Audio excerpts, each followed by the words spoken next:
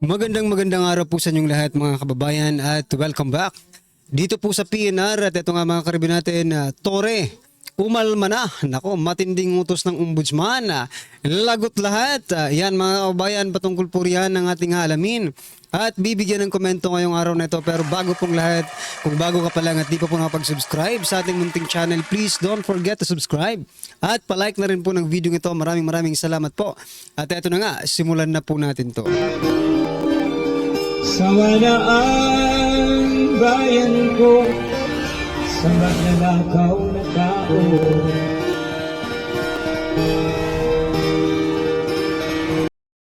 So yan mga kababayan, bago po natin muling i-play ang video ito, eto, pasadahan po muna natin yung mga nagte-trending na mga balita dito po sa mundo ng social media.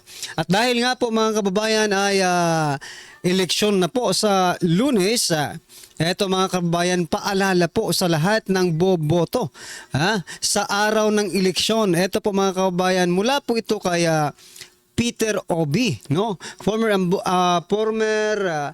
Anambra State Governor. Sabi niya po dito, no country can progress, no, if its politics is more profitable than its industries. Ano palagay sa Pilipinas? Mas profitable ba ang pagiging politiko kaysa po sa mga industriya? In a country where those in government are richer than entrepreneurs, they manufacture poverty. What do you think, mga karabin natin? Is our government manufacturing poverty?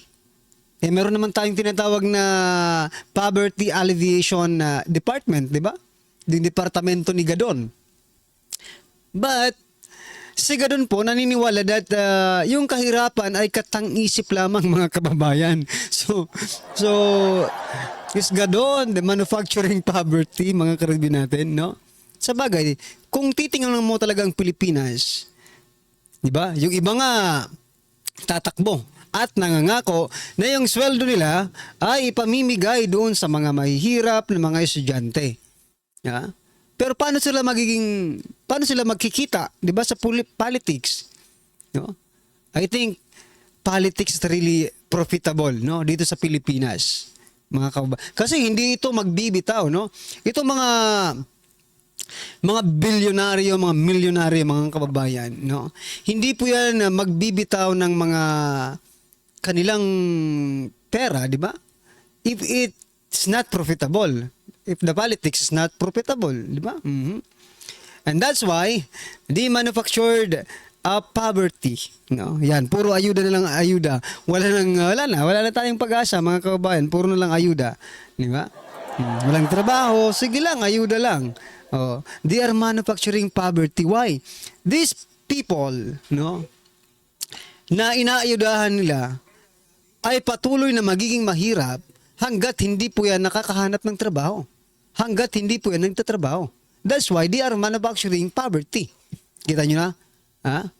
Ito pala ang dahilan kung bakit sila nag-aayuda. Because they are manufacturing poverty in our country. Mga kababayan, kapag ganyan daw, ang isang gobyerno, mga kababayan, ay walang pag-asa tayo. Kurap ang kalalabasan, kurakot ang kalalabasan, mga kababayan. Alright? Yan po ay paalala sa mga boboto ngayong Lunes, no, araw ng eleksyon. Isipin po natin kung sino po yung mga politiko na ginagawang negosyo ang politics, no? If they are profitable in politics, please do not vote. Diba? Kasi may mga kilala tayo, may mga nakikita tayo, no? Nakaliwat kanan ng pamimigay ng mga something, no? Saan sila? Saan sila kukuha ng kanilang ininvest, 'di ba? Yung ROI nila, yung return of investment, 'di ba? Siyempre, sa katas ng or sa kaban ng bayan, 'di ba, mga kababayan? Ganun lang 'yun eh. Anyway, eto na. Yung sinasabi po natin kanina, mga kababayan, Tore umalma na. Ito po yun, mga karibin natin. Sabi po dito ni Tore, mga kababayan, no? Ito po ang ang statement. yung balita, no? General Torre, tinawag na politika ang pagsampa ng kaso laban sa kanya. Ayon kay General Torre, kanyang ikinagulat ang balitang siya ay nasampahan na ng kaso. Kasunod ng balitang magre-retire na raw umano si PNP Chief Romel Marbel. Kaya sa kanyang pananaw ay hindi maaalis na posibleng may halong politika ang nangyari sa loob ng kanilang organisasyon. May politika rin pala sa PNP, no? General Torre, tinawag na politika ang pagsampa ng kaso laban sa kanya. Nagulat pa nga raw siya, mga kababayan, kung bakit ganun ang nangyari. Pero ito yung gusto kong i-point out dito.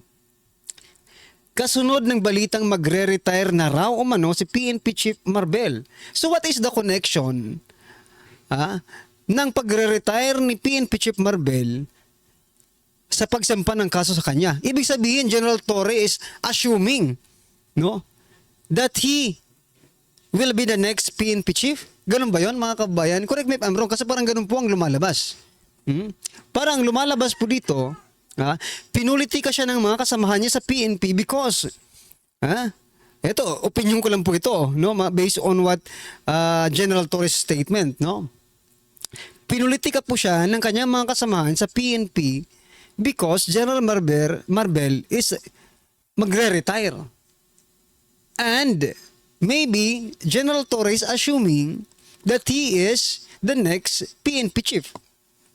Diba? Assuming pala itong si... Kasi kapag kinasuhan ka nga naman, diba? Parang ikaw na yung pinaka-recommendable, diba? Recommendable na PNP chief. Dahil sa may kaso ka, mukhang teka lang, may kaso yan. Bakit natin na gagawing PNP chief ang may kaso, diba? Yun po kasi nakikita ko dito sa kung bakit umalma at sinasabi niyang pinupolitika siya, mga kababayan. Di ba? Ano sa palagay nyo? Comment nyo na lang po ang opinion nyo dyan, mga kababayan. At eto pa, pasadahan din po natin itong si Castro. Nako naman talaga, binira na naman si Castro ng ating mga kababayan, ng mga netizen. Hindi tinigilan. Yung iba nga nagsasabi na talagang wala sa hulog itong si Castro, attorney pa naman. Sabi po nila, based on this comment, mga kababayan, marami pong mag-comment dito. Ayan, sabi po kasi ng isang reporter, mga karibin natin, ano pong masasabi nyo sa sinabi ni VP Sara na impeachable offense ang pagkakadukot kay former President Duterte? Sabi naman po ni Castro, eto pong sagot ni Castro, mga kababayan. Ewan ko lang kung tama ito or may tama lang si Castro. Sabi niya po, tama po na ang opinyon na nanggagaling sa Vice President ay walang pinanggagalingan, walang basihan. Saan mo nakuha yung word na tama po? Wala namang sinabi dito na Jose Claire Castro, tama po ba? Wala namang pong tanong na gano'n, di ba? Nasa sinabi dapat, tama po ba na impeachable offense ang pagdukot kay former President Duterte? Ang sabi po dito, ano pong masasabi ninyo? Hindi po, tama po. Ibig sabihin, anong tama? Di ba? Na ang opinion ni Vice President Sara Duterte, ang Vice Presidente ay walang pinanggagalingan, walang basihan. Teka lang, anong walang basihan? Kitang-kita nga ng taong bayan kung ano nangyari. Di ba? Kitang-kita po ng taong bayan kung paano inaresto si former President Duterte. Tapos sasabihin mo, walang basihan, walang pinanggagalingan. Tulog ka pa rin ba? Sa bagay, mukhang pantulog. Hindi Maganda yung suit niya ngayon, mga kababayan. Hindi na yung medyo... Kasi nasita kasi, no? Sinita ni or napansin na lang. Napansin po ni... sino ba itong kolumnistang ito? As ni Ma'am Malutikia, no? Na yung suot niya, ganyan, di ba? Di nag-change outfit. But anyway, what I'm trying to point out here, mga kababayan, talaga ba? Na walang basihan at walang pinanggagalingan yung sinasabi ni Vice President Sara Duterte? Baka ikaw, di ba? Baka you're just only nire-reverse psychology mo lang kami Kasi parang ang lumalabas sa amin ay parang ikaw ang mga walang basihan ang iyong pagsinagsasabi. Diba? Yan. Nabubulol na tayo. Di ba? Parang si Attorney Castro po ang walang pinanggagalingan, no? At walang basihan ang mga pinagsasasabi. At nagpapakalat pa ng fake news. Kanya napanood ko po yung 7 pesos na kilo ng bigas na sinasabi niya. Sabi po ni President Duterte, reduce. Ang sa kanya naman, 7 pesos talaga eh. Narinig ko po mga kababayan. Mula sa bibig niya. Yan ang tawag dyan, hindi yan fake news. Nako, dapat siguro ito ikulong eh. Di ba sabi ninyo, labanan ang fake news. Di ba? Ikulong ang mga ako naman. Kayo dapat ang sampulan dyan eh. Di ba? Kayo dapat ang sampulan ng sinasabi niyong fake news. Ano sa palagay niyo mga karibyo natin? Dapat talagang may masampulan eh. Ito pa mga kababayan, Vice President Sara Duterte. Ayuda or campaign tactics. Ito po. Sabi po ni President excited naman tayo. Vice President Sara Duterte, narinig namin ngayon na yung mga local candidates ng administrasyon ay mayroon daw mga tupad and AX and AKAP budget na pinamimigay.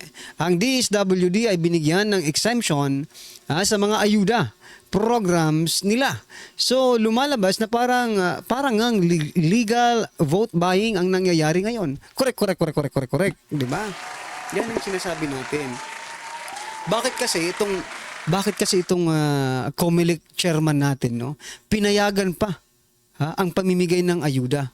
Hindi mo talaga maiiwasan na hindi makipag-coordinate yung DSWD sa mga local government natin, mga kababayan. SOP na nila yan eh. Sa totoo lang, parang SOP na yan. Pag may pamimigay ng ayuda, may politiko, may DSWD, diba? At may mga botante. Diba? SOP na yan ng sa bagay. Diba? Taong bayan na makikinabang, pero sana naman yung mga nabigyan ng ayuda, you have to think about it mga karibin natin. Gaya nga ng sabi kanina, diba? Dito, they manufacture poverty, no? Gumagawa po sila ng mga paraan para maghirap ang tao at umasa na lang sa kanila. Pag umasa sa kanila, magkakaroon po tayo ng utang na loob, at pag may utang na loob na tayo, whether you like it or not, you have to vote for them. Ganun kasi yun eh. Ganun po ang sistema, mga kababayan. That's why, may kasalanan talaga dito ang COMELEC. Why? They continue, no? To itong pamimigay ng ayuda. Dapat stop muna ito. After election, bakit hindi nyo antayin, di ba? Kung mananalo pa kayo. Yun nga eh. Baka after election, pag natalo kayo, wala na ito. Paano na? Yung mga umaasa sa inyong mga ayuda, yung mga ginagawa yung mga pobre, pinahihirapan nyo ng lubos eh. No? Kaya kayo habang nakakakuha pa kayo ng ayuda, maghanap-hanap kayo ng trabaho. No? It is not a long-term solution to your needs, no? Hindi po. No? Hindi po yan ang solusyon, no? At saka lugi po hindi niyo ba nagigets? Lugi po ang ating gobyerno kung puro pamimigay lang ng ayuda. Bakit? Bakit lugi, mga kababayan? Ang ayuda po kasi, pag ang pamimigay ng ayuda is expenses yan, no? Expenses. Walang kita, ni pisong duling walang kita, mga kababayan. Expenses nga eh. Unlike if the government, no, do something about infrastructure, something na pagkakakitaan ng gobyerno, or something that the government will benefit the project, yung pagkakakitaan, mga kababayan. Like for example, magpagawa ka ng infrastructure, doble-doble po yan kasi kikita yung mga kababayan natin, and in the long run, maybe the government also will earn something from the project, no? Pero kung ayuda lang ayuda, uutang, iaayuda, walang maibabalik, uutang na naman, iaayuda, walang babalik sa gobyerno, uutang na naman, iaayuda. Kung yan po ang cycle natin, lulubog talaga ang Pilipinas sa utang. No? Ano sa palagay niyo mga kababayan? Ha? Ayan, ay opinion ko lang. Depende po yan sa inyo kung ano po yung perception ninyo. No? Kung ano sa tingin ninyo yung mangyayari kapag puro lang ayuda ng ayuda. Alright? Pag puro ayuda ng ayuda, baka ganito po ang maging resulta. Ito po siguro magiging resulta mga kababayan. Philippine debt balloons to a record high or record 16.68 trillion in March 2025. Ito nang sinasabi ko. Or sinasabi ng lahat. Jamie News, 1 hour ago mga kababayan, the Philippines running sovereign debt balance widen to a new record high as of March 2025 amid the government's fundraising effort to bankroll key programs. Data released by the Bureau of Treasury showed on Wednesday. Ngayon po yan mga kababayan. So, kumusta? Mag-aayuda pa ba kayo? Pag-ayuda kayo ng ayuda, itong 16 trillion na ito, 16.68 trillion, baka madoble po ito kasi 3 years pa, mga kababayan. Mag-aayuda pa ba tayo? Or stop na ang ayuda? Ito yung sinasabing pleasure now, later. Kayo na fill in the blanks. No? Pleasure now and blank later. Magsakripisyo tayo para sa... Wala talaga itong ayuda na ito. Wala. Ibiruin mo 16.68 trillion. Nothing, no project, mga kabayan. I mean, di ba? Yung subway, i-stop na nga nila eh. Because not feasible already, mga kabayan. Kaya saan sila uutang yan? Sabi ng presidente before po siya mag-end ang term niya, may subway na. Saan kayo kukuha ng pera? Utang na naman. Nako po. Anyway, eto mga karibi natin, pakinggan po natin to at bigyan natin ng reaksyon. Eto na po. Ito, breaking news lang bigyan ko kayo ng update. Good news po sa mga nagmamahal kay PRRD. Ang ombudsman umaksyon kaagad doon sa reklamo o kaso na isinampa ni Senator Amy Marcos. Yung nire-recommenda niya na ang ombudsman imbestigahan ang mga top government officials ng administrasyong ito tungkol sa illegal arrest na ginawa nila kidnapping kay PRRD. So that was 3 days ago. I'm not sure napakabilis po ang aksyon ng ombudsman. Saludo tayo kay Ombudsman Samuel Martires dito sa ABS-CBN post 56 minutes ago. Basahin ko The Ombudsman orders DILG, CIDG, DOJ, PNP, and DFA to file counter affidavits over ex-President Duterte's arrest. This stemmed from Senator Amy Marcos' request to the Ombudsman to prove high-ranking officials involved in the arrest. Failure to file counter affidavits within the aforesaid period shall be deemed as waiver of respondents' rights to submit controverting evidence, and the preliminary investigation shall proceed accordingly. So, ito po ang news update ng ABS-CBN. So, ano ang masasabi nyo mga kaibigan? Una, So yan mga kababayan, ano po ang inyong masasabi dito po sa aksyon ng ombudsman na ipatawag or bigyan sila ng ultimatum na mag-response doon po sa reklamo sa kanila mga kababayan, or doon sa recommendation ni Senator Amy Marcos na imbestigahan ng ombudsman ang mga high-ranking official ng ating gobyerno na sangkot sa pag-aresto, sa illegal na pag-aresto kay former President Duterte. So yan na mga karibin natin. Ano po ang inyong opinion? Reaksyon patungkol po sa video ito, i-comment nyo na lang po sa baba para at least alam po ng ating mga kababayan ang inyong opinion. Maraming salamat po. Please don't forget to like the video. Maraming salamat po.